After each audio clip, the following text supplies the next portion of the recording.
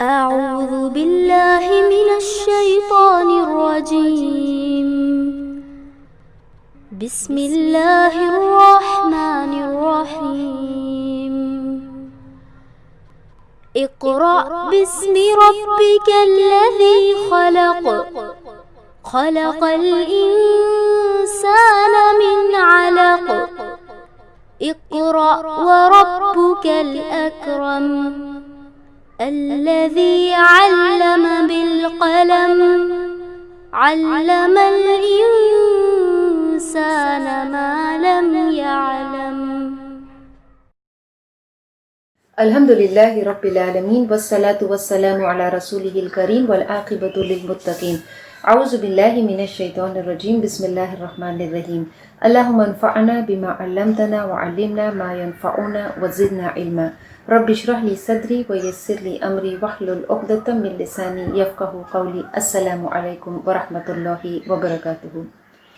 یہ ہماری تمنا ہوتی ہے، آرزو ہوتی ہے کہ اللہ ہمیں جنت میں داخل کرے، لیکن صرف تمنا اور آرزو سے کوئی جنت میں نہیں داخل ہو سکتا ہے. جنت میں داخل ہونے کے لیے عمل بھی کرنا پڑتا ہے.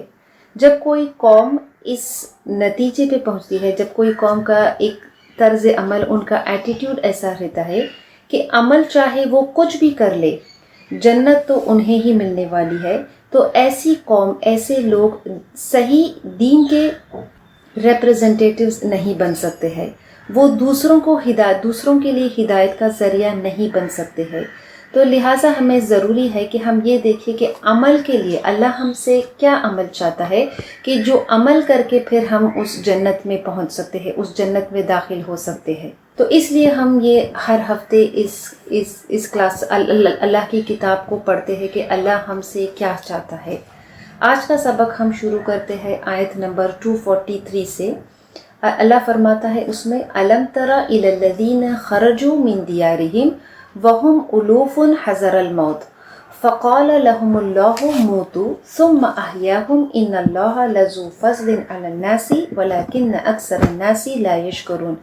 أَلَمْ تَرَ، کیا تم نے نہیں دیکھا، إِلَى الَّذِينَ، ان لوگوں کی طرف، خرجوا جو نکلے، من دیارہم اپنے گھروں سے، وہم اور وہ، أُلُوفٌ ہزاروں میں تھے، حذر الموت موت کے ڈر سے، فقال سو کہا، لہم اللہ انہیں اللہ نے، موتو تم مر جاؤ، ثم پھر احیاء پھر انہیں زندہ کیا، ان اللہ بے شک اللہ، لذو فضل بڑا فضل والا ہے، علی الناس لوگوں پر، ولکن اکثر الناس اور لیکن اکثر لوگ، لا یشکرون شکر ادا نہیں کرتے ہیں. یہ دوسرے پارے کا جب آغاز ہوا تو ہم نے بہت سی آیتیں پڑھے تھے، قبلہ، تحویل قبلہ سے متعلق، پھر روزے سے متعلق، حج سے متعلق، قصاص سے متعلق، وصیت، نکاح، طلاق، ان ساری چیزوں کے بارے میں ہم نے آیتیں پڑھی تھی. اب جس موضوع کے بارے میں ہم ان آیتوں میں پڑھنے والے ہیں وہ ہے جہاد. اللہ کی راہ میں اپنے مال اور جان کو اللہ کی راہ میں خرچ کرنا ہے. اور اللہ کے رسول صلی اللہ علیہ وسلم ہجرت کر کے جب مدینہ تشریف لائے تھے تو کچھ مہینوں بعد ان کو قتال کا حکم ہوا تھا. اور ہم نے پیچھے کچھ آیتوں میں پڑھ چکے تھے کہ جب قتال کا حکم ہوا تھا تو اللہ اس آیت میں فرماتا کہ ممکن ہے کہ اللہ تمہیں قتال کا حکم کرتا ہے، جنگ کا حکم دیتا ہے، لڑنے کا حکم دیتا ہے، اور تم اس کو ناپسند کرتے ہو. تو یہ ہو سکتا ہے کہ تم جس چیز کو ناپسند کرتے ہو وہ تمہارے لیے اچھا ہے، اور جس چیز کو تم پسند کرتے ہو وہ تمہارے لیے اچھا نہیں ہے. تم بہتر نہیں جانتے کہ تمہارے لیے کیا اچھا ہے اور کیا برا ہے. واللہ یعلم وانتم لا تعلمون، اللہ جانتا ہے اور تم نہیں جانتے ہیں. ان آیت میں ہم دیکھتے ہیں کہ اللہ فرماتا ہے کہ کیا تم نے نہیں دیکھا، کیا نہیں دیکھا، خرجو کہ نکلے تھے. کون نکلا تھا؟ کچھ لوگ جو تھے وہ بڑی تعداد میں، وہم الوفن ہزاروں کی تعداد میں، کچھ لوگ اپنے گھروں سے نکلے تھے. کس لیے نکلے تھے؟ حذر الموت موت کے ڈر سے نکلے تھے. تو اللہ نے انہیں کیا کہا؟ فقال لهم اللہ موتو، اللہ نے انہیں کہا تم مر جاؤ، پھر انہیں زندہ کیا. اب مفسرین اس آیت کی جو تشریح ہے اس کی الگ الگ رائے دیتے ہیں. کچھ مفسرین تاریخ کے اس واقعے کی طرف اس واقعے کا بیان کرتے ہیں کہ ایک بستی ایک علاقے میں طاعون کی بیماری پھیل گئی تھی، ایک ایپیڈیمک پھیل گیا تھا، اور لوگ اس ڈر سے کہ انہیں وہ بیماری آ پکڑے گی، اس ڈر سے وہ اپنے گھروں کو، ہزاروں کی تعداد میں اپنے گھروں کو چھوڑ کر وہ کسی دوسرے علاقے میں پہنچ گئے تھے۔ اور جب وہ اس علاقے میں پہنچ گئے تھے یہ سوچ کے کہ اب وہ وہاں محفوظ ہے، اب انہیں کوئی بیماری نہیں آئے گی، تو اللہ نے فقال لہم اللہ موتو، اللہ نے ان سے کہا کہ تم مر جاؤ۔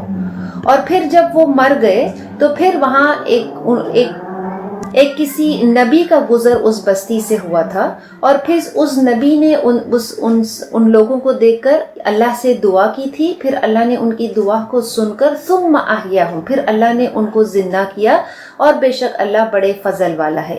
یہ ایک رائے تھی۔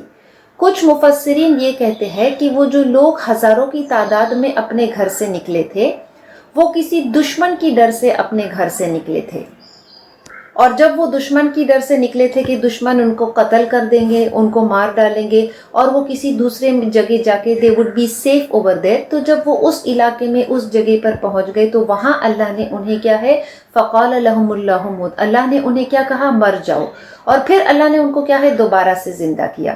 اور کچھ مفسرین کی رائے یہ ہے کہ یہاں پہ کیونکہ اللہ نے، جب اللہ کوئی واقعات قرآن میں بیان کرتا ہے تو اس میں کوئی چیز جنرل ٹرمز میں کہا جاتا ہے کہ یہ جنرلی کسی بھی قوم کے لیے اپلیکیبل ہے کہ جو اب کسی بھی خوف یا کسی فکر سے اپنے گھر کو، اور خاص کر کس فکر سے، موت کے ڈر سے اگر وہ گھبرا کے وہ نکلتے ہیں اپنے گھر سے یہ سوچ کے کہ کہیں اور جا کے وہ محفوظ ہوں گے اور انہیں موت نہیں آئے گی، تو اس آیت میں اللہ یہ بتانا چاہتا ہے کہ زندگی اور موت اللہ کے ہاتھ میں ہے۔ پچھلے کچھ آیتوں پہلے ہم نے پڑھا تھا کہ کس طرح سے ابراہیم علیہ السلام کا ایک بادشاہ سے کیا ہے، یہ بحث ہوتا ہے کہ تمہارا رب کون ہے، تو پھر ابراہیم علیہ السلام کہتے ہیں کہ میرا رب وہ ہے جو زندگی دیتا ہے اور موت دیتا ہے۔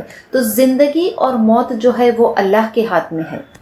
جب قرآن کسی واقعے کی ڈیٹیلز کو بیان نہیں کرتا ہے کہ وہ لوگ کتنی تعداد میں تھے، وہ لوگ کون سی بستی سے نکلے تھے، وہ لوگ کہاں گئے تھے، وہ کس کے ڈر سے، کیا وہ کوئی طاعون کی بیماری تھی یا کوئی دشمن تھا، اسپیسیفک ریزن اور نام جب اسپیسیفائی نہیں کیا جاتا ہے تو وی ٹیک دا میسج، ہم جو واقعات اللہ بیان کرتا ہے اس کا مقصد ہے کہ ہم اس سے کیا سبق سیکھ سکتے ہیں۔ وہ ہزاروں کی تعداد میں اپنے گھر سے نکلے تھے۔ گھر وہ جگہ ہے کہ جہاں ہم اپنے آپ کو محفوظ سمجھتے ہیں، where we find comfort and safety، اور اس گھر کو چھوڑ کر جانا یہ آسان نہیں ہوتا ہے، لیکن جان انسان کو اتنی پیاری ہوتی ہے کہ وہ اپنی جان بچانے کے لیے اپنے گھروں کو تک چھوڑ کے جا سکتا ہے۔ ہم دیکھتے ہیں کہ بہت سی بار جب کبھی کسی بلڈنگ کو یا کسی گھر کو آگ لگتی ہے یا اس کی چھت گر جاتی ہے تو کس طرح سے لوگ اپنی جان کو بچانے کے لیے گھروں سے نکل کے اپنی کھڑکیوں سے کودتے ہیں یا باہر آ کے نکل جاتے ہیں، اس چیز کی پرواہ نہیں کرتے کہ انہوں نے گھروں میں کیا چھوڑا ہے، کیونکہ ان کا مقصد ہوتا ہے کہ وہ اپنی جان کو بچائے۔ یہ انسان کی فطرت میں ہے کہ وہ موت کو پسند نہیں کرتا ہے، وہ موت سے گھبراتا ہے۔ It's in the nature of human beings کہ ہم اپنی زندگی کو we try to protect our lives, اور ہم ان ساری چیزوں کو اس کو اوائڈ کرتے ہیں کہ جو چیزیں those things that endanger our lives. اس لیے ہم اچھا کھانا بھی کھاتے ہیں، we try to remain healthy, ہم اپنی لائف کو پروٹیکٹ کرتے ہیں because we don't want to fall sick اور کیچ اینی ڈیزیز، کیونکہ ہم اپنی لائف کو، اپنی زندگی کو بہت اہمیت دیتے ہیں and we value our life and we have to value our life. لیکن ہماری زندگی، ہماری لائف سے زیادہ ایک اہم چیز ہے اور وہ شے ہے ہمارا دین۔ دا موسٹ پریشیس تھنگ، سب سے قیمتی چیز ہمارے لیے ہے ہمارا دین، کیونکہ اف آر دین از ان، اگر ہمارا دین بیمار ہے، اگر ہمارا دین کمزور ہے، اور اس دین کو جب وہ کمزور ہے اور ہم اس دین پہ صحیح نہیں چل رہے ہیں اور اس حالت میں ہم مر جاتے ہیں، تو پھر اس دین کو درست کرے بغیر ہم مر جاتے ہیں تو پھر یہ ہمارے لیے ایک بہت ہی بڑا نقصان ہے۔ تو اس آیت میں اللہ یہ فرماتا ہے کہ کچھ لوگ جو بہت ہزاروں کی تعداد میں اپنے گھروں سے نکلے تھے کہ انہیں موت نہ آ جائے، موت نہ پکڑ لے، اور وہ جس جگہ پہنچنے والے تھے، جانے والے تھے، انہوں نے سوچا تھا کہ وہاں جا کر وہ محفوظ رہیں گے، لیکن ایونچولی اللہ نے انہیں کیا ہے، وہاں پہنچنے کے بعد اللہ نے انہیں موت دی۔ یہ زندگی اور موت اللہ کے ہاتھ میں ہے۔ اللہ یہ ان کو دکھانا چاہتا تھا کہ انہوں نے یہ سوچا تھا کہ ان کے لیے یہ بہتر ہے کہ وہ اپنے گھروں سے نکل کر جائے تاکہ وہ دوسری جگہ جا کے محفوظ ہوئیں۔ اللہ انہیں دکھانا چاہتا تھا کہ یہ تمہارے ہاتھ میں نہیں ہے what is best for you except کہ یہ صرف اللہ کے علم میں ہے کہ ہمارے لیے کیا بہتر ہے۔ کسی خطرے سے یا کسی اس موت کی خوف سے بھاگنے سے ہم اللہ کے قدر سے کیا ہے اس سے بچ نہیں سکتے ہیں، کیونکہ یہ جہاد سے ریلیٹڈ آیت ہے۔ تو اس آیت کے ذریعے سے تاریخ کے اس واقعات کو بیان کر کے مسلمانوں کو جنگ کے لیے کیا ہے ابھارا جا رہا تھا، ان کو تیار کیا جا رہا تھا کہ دیکھو کہ اگر تم موت کے ڈر سے جنگ نہیں کرو گے، اللہ کے خاطر نہیں لڑو گے، تو موت تو تمہیں اللہ ویسے بھی دے سکتا ہے، اپنے گھروں میں بھی دے سکتا ہے۔ ہماری زندگی کا مقصد کیا ہونا چاہیے کہ ہم اس دین کو، اللہ نے ہمیں جس مقصد کے لیے اس دنیا میں بھیجا ہے کہ ہم اس کے دین کو کیا ہے اس دنیا میں نافذ کریں، اور ضرورت پڑنے پر ہم اگر قتال کرنا پڑے تو پھر ہم کیا کریں، اس کے لیے اللہ کی راہ میں ہم کیا ہے قتال بھی کریں۔ جنگ کسی زمین کو قبضہ کرنے یا زمین کو بڑھانے، to occupy the land, to increase the land, کسی مال کو حاصل کرنے کے لیے یا کسی اتھارٹی پاور کو حاصل کرنے کے لیے جنگ نہیں ہے۔ ہر انسان کو یہ موقع، یہ اپرچونٹی ملنا چاہیے کہ وہ اللہ کے دین کو اپنی مرضی سے اس کے دین کو کیا ہے اپنائے، لیکن کچھ لوگ جو ہے وہ اللہ کے دین کو نافذ ہونے نہیں دیتے ہیں، اس میں رکاوٹیں پیدا کرتے ہیں، ظلم سے اور زیادتی سے، اور جو اللہ نے ان کو اختیار دیا ہے، جو پاور دیا ہے، جو اتھارٹی دیا ہے، اس سے وہ زمین میں فساد کرتے ہیں، اپنے جھوٹے عقائد جو ہے، اپنے جھوٹے طریقے ہیں لوگوں پہ کیا ہے اس کو تھوپتے ہیں، لوگوں کو برائی اور گناہ کرنے کی دعوت دیتے ہیں، لوگوں کو حق کی بات کو سمجھنے سے، سننے سے ان کو روکتے ہیں۔ یہ سب سے بڑا ظلم ہے۔ تو اسلام جنگ بھی صرف اس صورت میں، صرف اس کنڈیشن پر دیتا ہے کہ ظلم کو ختم کرنے کے لیے جنگ کی کیا ہے اجازت دی گئی ہے۔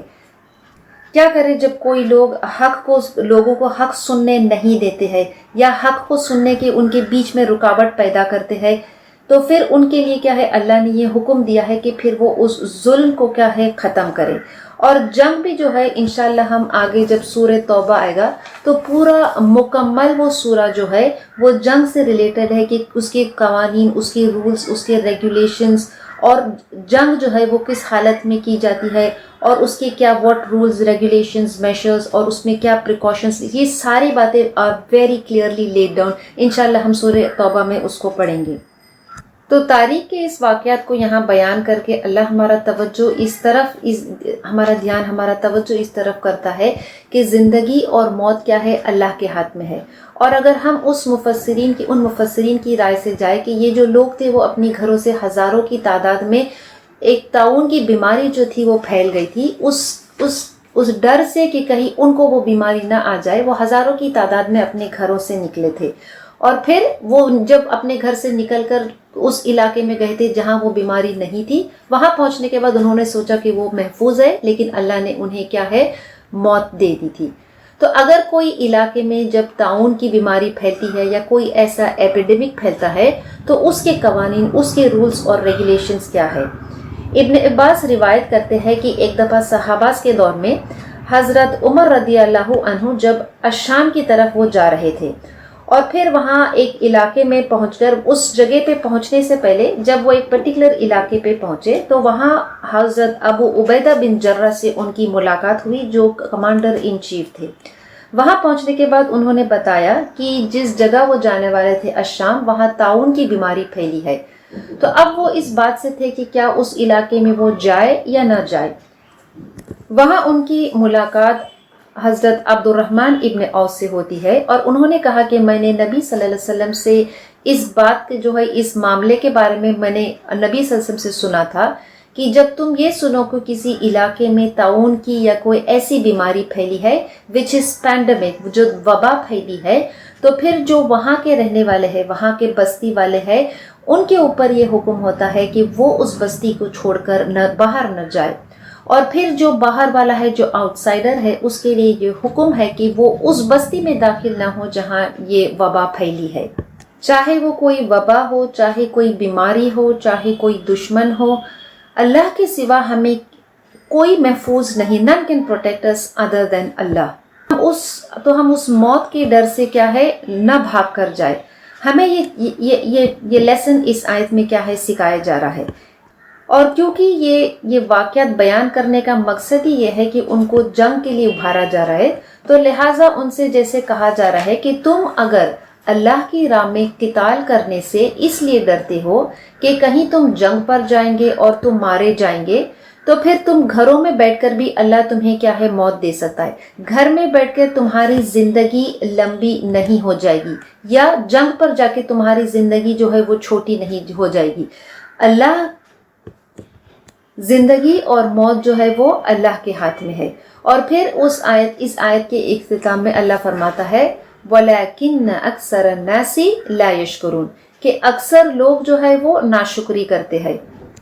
اللہ کی ناشکری کرنا مطلب ہے کہ اس کی اطاعت نہ کرنا، اس کی عبادت نہیں کرنا، اور اللہ کا شکر ادا کرنے کا مطلب ہے کہ اس کی اطاعت کرنا، to be obedient to him and to worship him alone.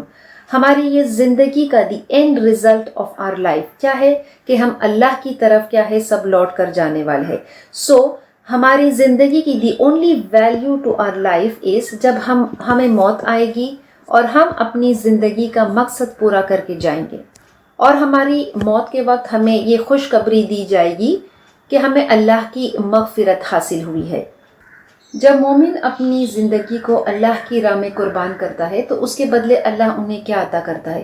سورہ توبہ میں اللہ فرماتا ہے ان اللہ اشتری من المؤمنین انفسهم واموالهم بان لهم الجنہ، کہ بے شک اللہ نے کیا ہے، اللہ نے خرید لیا ہے مومنوں سے. کیا خرید لیا ہے؟ انفسهم، ان کی جان، واموالهم، اور ان کے مال. کس کے بدلے میں خرید لیا ہے؟ بِأَنَّ لَهُمُ الْجَنَّةَ، جنت کے بدلے میں خرید لیا ہے. تو جنت کو پانے کے لیے جو صحابہ تھے انہوں نے کیا کیا تھا؟ انہوں نے اپنی جانوں کو کیا ہے بیچ دیا تھا اس جنت کے خاطر. اور پھر اللہ فرماتا ہے اس آیت کے اندر یقاتلون فی سبیل اللہ، وہ اللہ کی راہ میں قتال کرتے ہیں، فیقتلون ویقتلون، وہ قتل کرتے ہیں اور قتل کیے جاتے ہیں. وعدن علیہ حقا، یہ اللہ کا وعدہ ہے، اور یہ اللہ کا وعدہ کیسا ہے؟ حق کا، سچ ہے. فی التوراۃ والانجیل والقرآن، تورات اور انجیل اور قرآن سب میں یہ اللہ کا وعدہ ہے. ومن اوفا بعہدہ من اللہ، اور اللہ سے بڑھ کر کوئی اور ہے کہ جو اس وعدے کو پورا کرے گا. فاستبشروا، تو خوشیاں منائے بِبَيْعِكُمُ الَّذِي بَایَعْتُمْ بِهِ، کہ اس خوشیاں منا ہے اس کانٹریکٹ سے، اس ٹرانزیکشن سے جو انہوں نے کیا ہے. وَذَلِكَ هُوَ الْفَوْزُ الْعَظِيمُ، اور یہ بڑی عظیم کامیابی ہے. اللہ نے ہمیں جو زندگی دی ہے کہ اس زندگی کو اگر ہم اپنی ڈیزائرز، اپنی آرزو، اپنی تمناؤں کے حساب سے اگر ہم جئیں گے اور وی فیل کہ we are happy and satisfied with it, لیکن جب ہماری موت کا وقت آتا ہے تو اس بندے کو اس وقت معلوم پڑتا ہے کہ یہ زندگی جو اس نے خوشی بھری زندگی بتائی تھی دراصل اب اس کو کہاں لے جانے والی ہے؟ اس کو جہنم میں لے جانے والی ہے. So the only value to our life is جب when we submit to Allah, جب ہم اللہ کو کیا ہے اللہ کی اطاعت کرتے ہیں، اور پھر موت کے وقت ہمیں وہ اللہ کی مغفرت اور وہ اللہ کی مغفرت مطلب کیا؟ اللہ کی جنت کی جب وہ خوشخبری دی جاتی ہے. یہ ہماری زندگی کا اصل مقصد ہے. ہم اپنی زندگیوں میں دیکھتے ہیں کہ کوئی شخص امیر ہے، کوئی غریب ہے، کسی کے اوپر بہت مصیبت ہے، کسی کا ہاتھ نہیں ہے، کسی کا پیر نہیں ہے، کسی کو کوئی تکلیف ہے، کوئی مصیبت ہے، اور ہم یہ سوچتے ہیں کہ یہ ساری جو انیکویلٹیز ہے، انجسٹس ہے، یہ کیوں ہے. لیکن ہم جان لیں کہ اللہ تعالیٰ اس آیت میں فرماتا ہے ان اللہ لذو فضل علی الناس، کہ اللہ کیا ہے؟ بڑے فضل والا ہے. یہ اچھی طرح سے جان لیں کہ اللہ از دا موسٹ جسٹ، اور ہمیں اللہ نے جس چیز کا حکم دیا ہے be patient under any circumstance. اگر کوئی شخص فقیر ہے، غریب ہے، امیر ہے، اللہ نے اس کو کچھ دیا ہے، نہیں دیا ہے، ہر حال میں کیا ہے، بی پلیزڈ ود دا قدر آف اللہ.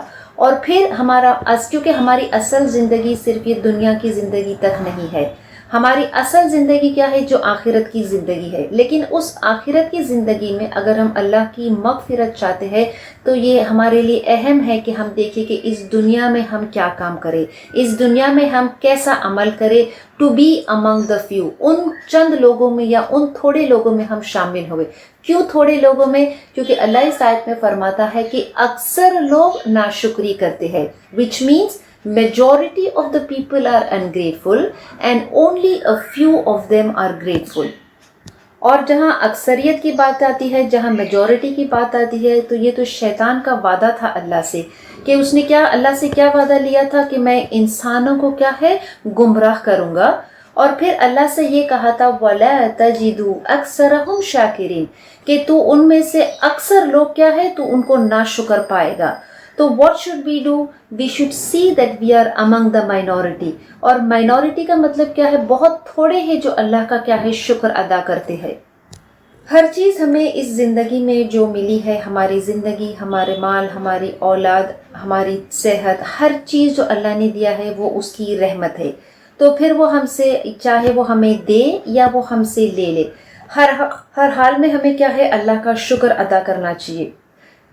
ہم اس بات پہ قدرت نہیں رکھتے ہیں کہ ہم اپنے لیے کوئی بھلائی لا سکے یا کوئی جو ہارڈشپ ہے، کوئی تکلیف ہے، ہم اس کو اپنے سے دور کر سکے except by the power of اللہ.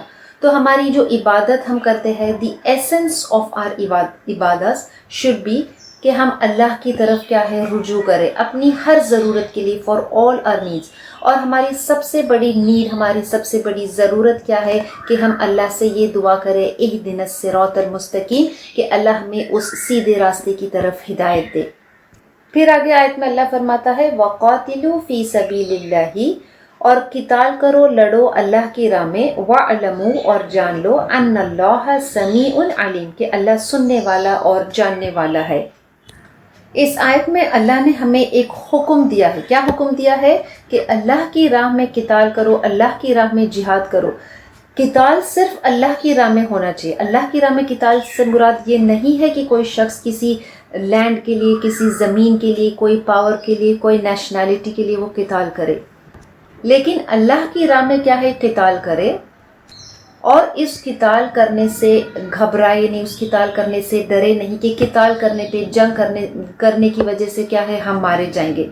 اللہ بہتر جانتا ہے کہ ہماری نیت کیا ہے، کہ کیا ہم اس کی خاطر لڑ رہے ہیں، اللہ کی راہ میں لڑ رہے ہیں، یا پھر ہم کوئی اور مقصد کی خاطر لڑ رہے ہیں. ہم کسی طاقت کو حاصل کرنے کے لیے، کسی کو نیچا دکھانے کے لیے، کوئی اور ذاتی مطلب سے یا ذاتی فائدے کے لیے ہم قتال کر رہے ہیں. قتال صرف اللہ کے کلمے کو بلند کرنے کے لیے، صرف ظلم اور ستم کو کیا ہے، دور کرنے کے لیے ہے. چاہے ہماری زندگی ہو یا چاہے کوئی بھی معاملہ ہو، ہم نہیں جانتے کہ ہمارے لیے کیا بہتر ہے. اگر پوری انسانیت بھی مل کر یہ کوشش کرے، یہ جاننے کی کوشش کرے کہ انسانوں کے لیے کیا چیز بہتر ہے، تو ہمیں we don't have the capacity to know this. لیکن اللہ کیا ہے، اللہ سمیع علیم ہے، اللہ سننے والا بھی ہے اور جاننے والا بھی ہے. وہ بہتر جانتا ہے کہ ہمارے لیے بہتر کیا ہے. جب ہم اللہ کے خاطر کوئی عمل کرتے ہیں، جب ہم مثال کے لیے اللہ کی راہ میں جب خرچ کرتے ہیں، تو پھر شیطان ہمیں یہ وسوسہ ڈالتا ہے کہ تم اللہ کی راہ میں تم خرچ کرو گے تو تم غریب ہو جاؤ گے، تمہیں غربت آ جائے گی. اگر ہم اللہ کی راہ میں قتال کرتے ہیں، جنگ کرتے ہیں، تو شیطان ہمیں وسوسہ ڈالتا ہے کہ اللہ کی راہ میں قتال کرو گے تو مارے جاؤ گے. جب ہم اللہ کی راہ میں خرچ کرتے ہیں اور شیطان ہمیں یہ وسوسہ ڈالتا ہے، تو پھر جان لے کہ یہ رکاوٹ یہ اس کی طرف سے ہے. جب انسان کوئی غیر ضروری چیز کے لیے خرچ کرتا ہے اور اس غیر ضروری چیز کے اندر وہ بہت سا اس کا مال خرچ کرتا ہے، تب تو شیطان اس کو وہ وسوسہ نہیں ڈالتا ہے کہ وہ غریب ہو جائے گا. تب تو اس کو خوب ابھارتا ہے کہ وہ اس چیز میں خرچ کرے. اور سورہ اسراء میں اللہ فرماتا ہے ان المبذرین کانوا اخوان الشیاطین، کہ جو بے فضولی خرچ کرنے والا کون ہے، شیطان کا بھائی ہے. تو اللہ بہتر جانتا ہے کہ ہم کیا خرچ کریں، ہم اپنی جان کا، اپنی مال کو کس طرح سے خرچ کریں، کہاں لگائیں، یہ ساری چیزیں اللہ ہم سے بہتر جانتا ہے. اور اللہ ہمیں کسی چیز کا حکم نہیں دے گا اگر وہ ہمارے لیے، ہماری آخرت کے لیے وہ فائدہ مند نہیں ہے. تو اللہ کے دین پہ چلنا، اللہ کی اطاعت کرنا، حق کی پیروی کرنا، یہ ہمیں کوئی نقصان نہیں پہنچائے گا. اللہ کی راہ میں خرچ کرنے سے کوئی غریب نہیں ہو جائے گا. اللہ کی راہ میں قتال کرنے سے ہماری لائف شارٹن، ہماری زندگی کم نہیں ہو جائے گی. بار بار ہم قرآن میں یہ پڑھتے ہیں کہ اللہ ہمیں خبردار کرتا ہے اس بات سے کہ وہ سمیع علیم ہے، وہ سننے والا ہے اور وہ جاننے والا ہے. وہ جانتا ہے کہ ہم خرچ کس لیے کرتے ہیں، وہ جانتا ہے کہ ہم قتال کس لیے کرتے ہیں. کیا اس کی راہ میں خرچ کرنے کے لیے کرتے ہیں، کیا اس کی راہ میں قتال کرنے کے لیے کرتے ہیں، یا فور ادر ریزنز ہم خرچ کرتے ہیں اور قتال کرتے ہیں. اگر ہم چاہتے ہیں کہ ہمارے عمل ایکسیپٹ ہو، ہماری صدقہ، ہمارے خیرات، جو بھی کام ہم عمل کرتے ہیں وہ اللہ اس کو قبول کرے، تو پھر اس کی شرط یہ ہے کہ ہم صرف اس کو اللہ کی رضا کے لیے اور اس کی خاطر ہم کریں. پھر آگے آیت میں اللہ فرماتا ہے من ذا الذی یقرض اللہ قرضا حسنا فیضاعفہ لہ اضعافا کثیرا واللہ یقبض ویبسط والیہ ترجعون. من ذا الذی، اور کون ہے جو، یقرض اللہ، قرض دے اللہ کو، قرضا حسنا، اچھا قرض، فیضاعفہ، تو بس اللہ اس کو بڑھائے گا، لہو اضعافا کثیرہ، کتنا بڑھائے گا، اس کو کئی گنا بڑھائے گا، کئی دفعہ اس کو بڑھائے گا. واللہ، اور اللہ، یقبض ویبسط، اللہ تنگی کرتا ہے اور فراگی بھی کرتا ہے. وَإِلَيْهِ تُرْجَعُونَ، اور اسی کی طرف تم لوٹائے جاؤ گے. اس آیت میں اللہ فرماتا ہے کہ کون ہے جو اللہ کو قرض حسنہ دے. اللہ تو غنی ہے، تو پھر اس کو قرض کی کیا ضرورت ہے. اس آیت میں یہ مراد ہے کہ کون ہے جو اللہ کے خاطر کیا ہے قرض دے. اور اللہ کے خاطر قرض دینے میں اس کے دو کنڈیشن، اس کے دو شرائط ہے کہ اگر دے تو صرف اللہ کو راضی کرنے کے لیے دے. اور جب ہم بندوں کو یہ دیتے ہیں قرض، ہم اللہ کے خاطر کیا ہے، اللہ کو رضا کرنے کے لیے دیتے ہیں. لیکن جو مال ہم کرتے ہیں، جو مال ہم صدقہ کرتے ہیں، خیرات کرتے ہیں، وہ دیتے کس کو ہے، وہ ہم اس کے ہی بندوں کو دیتے ہیں. تو جب ہم کسی کو قرض دیتے، جب ہم کسی کو صدقہ خیرات کرتے ہیں، اللہ کی راہ میں خرچ کرتے ہیں، تو پھر یہ شرط ہے کہ ہم we don't expect any kind of reward from them. ہم ان سے کوئی اجر نہیں طلب کرتے، کسی بھی قسم کا ہم ان سے اجر نہیں طلب کرتے کہ ہم نے ان کی یہ فلاں مدد کی ہے، ہم نے ان کو یہ مال دیا ہے، ہم ان کی مصیبت کے وقت ہم نے ان کی یہ مدد کی ہے، تو اب لہٰذا ان کو چاہیے کہ وہ ہمارے ساتھ اچھا بیہیویئر کرے، اچھا برتاؤ کرے، ہمارا شکر ادا کرے. یہ ساری چیزیں نہیں ہونا چاہیے. اور دوسری شرط اس کی یہ ہے کہ ہم جو بھی مال خرچ کریں یا جو بھی چیز ہم خرچ کریں، اللہ نے جو ہمیں دیا ہے وہ اپنے پاک مال سے خرچ کرے.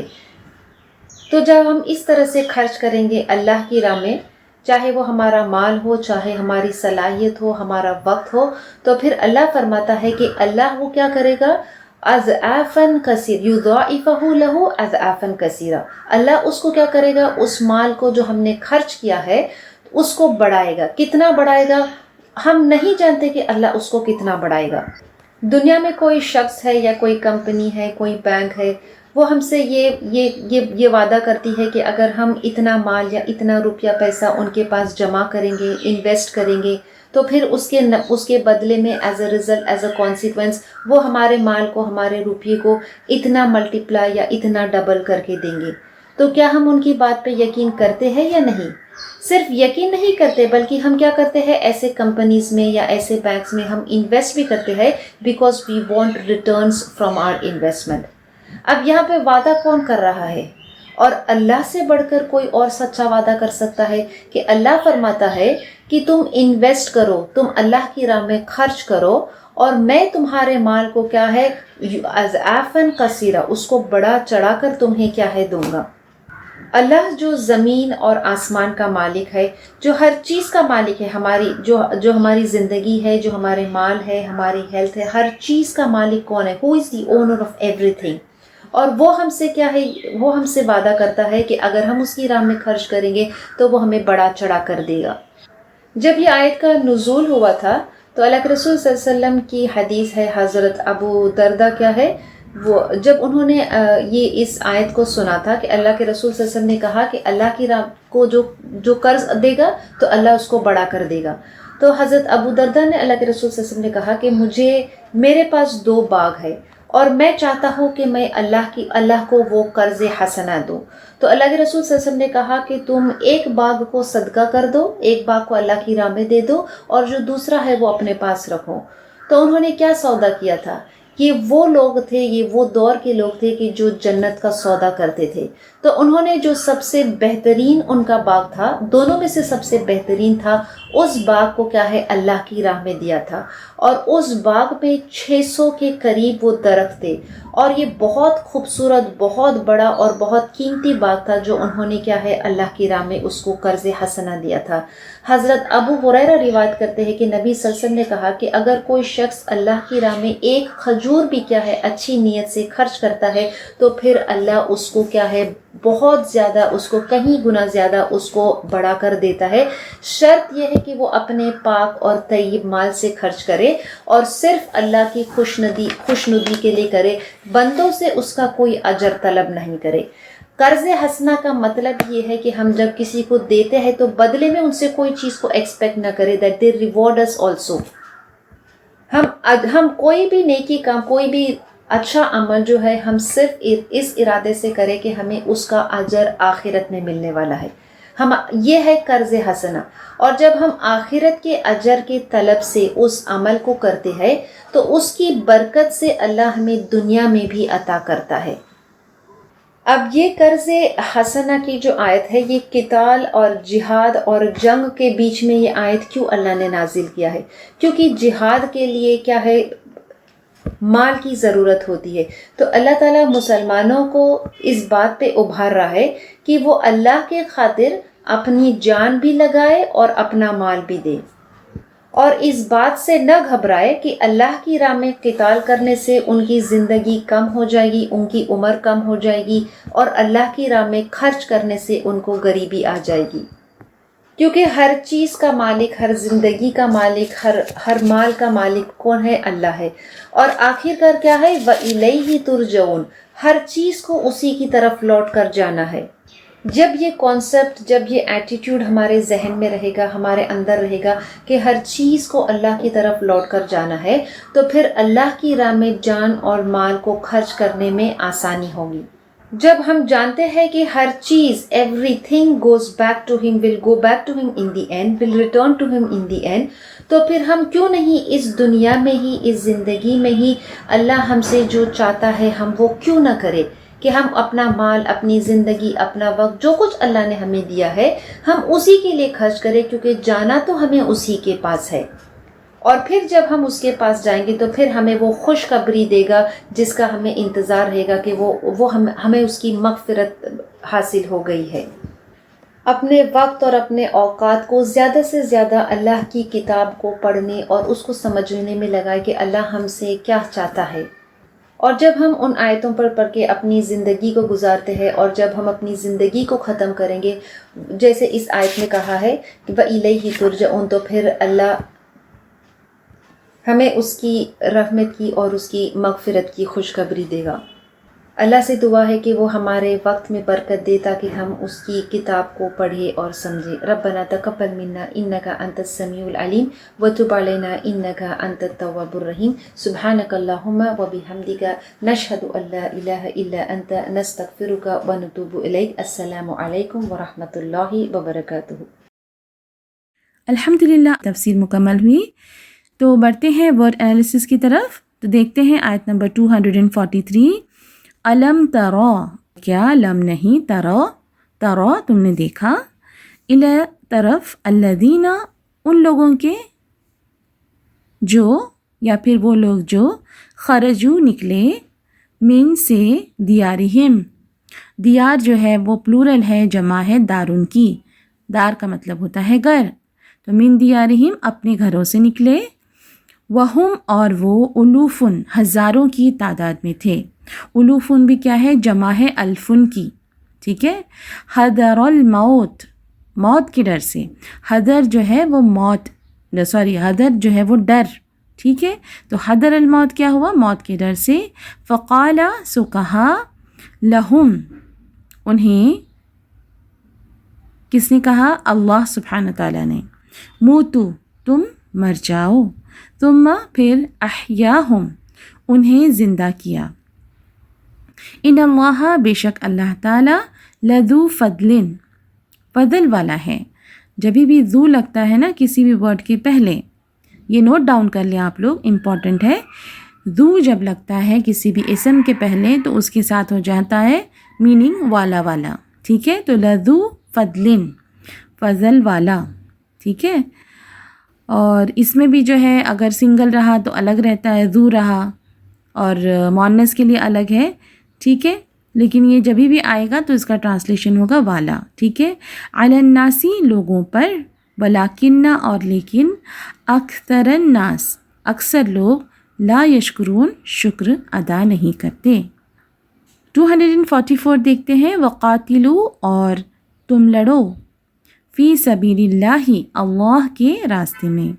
وعلموا اور جان لو، ان اللہ کی بے شک کہ اللہ سبحانہ و تعالی سمیع علیم سننے والا، سمیع سننے والا، علیم جاننے والا ہے. 245 دیکھتے ہیں.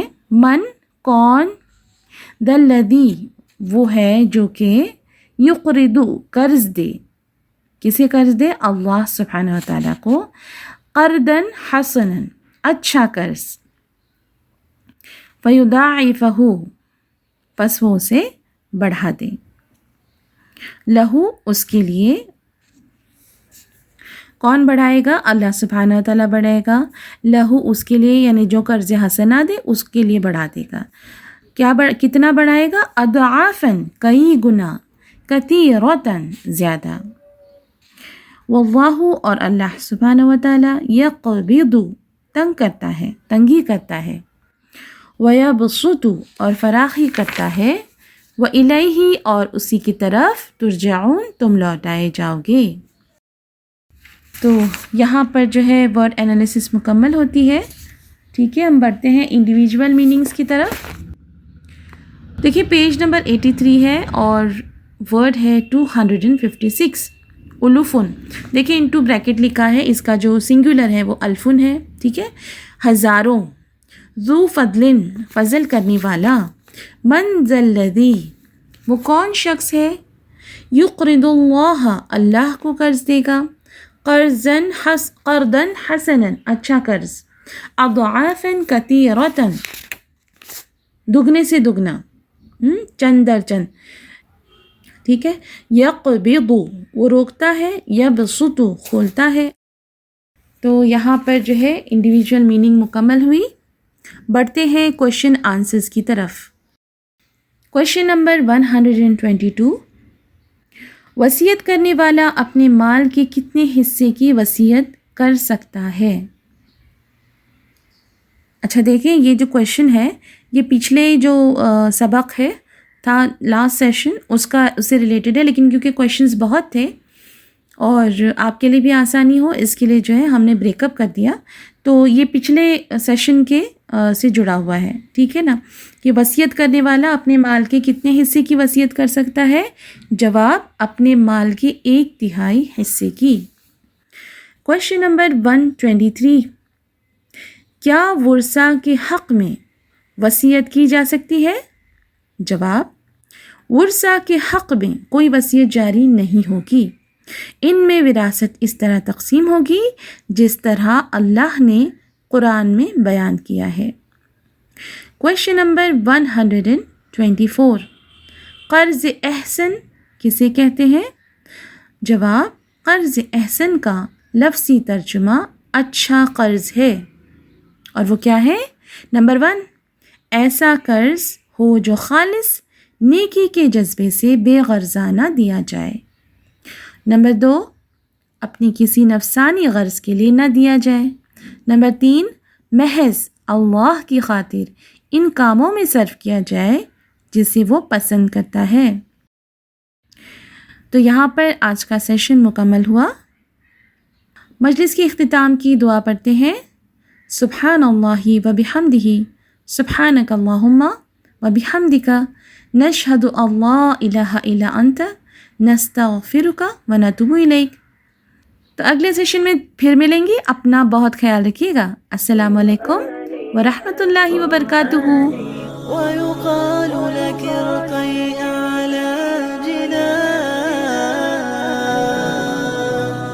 في يوم تشخص فيه العينان، قرآني في قلبي دوما يغمرني من فيض ضياء، آيات المولى تدفعني نحو العليا، والكون الواسع في صدري أحضنه أرضا وسماء.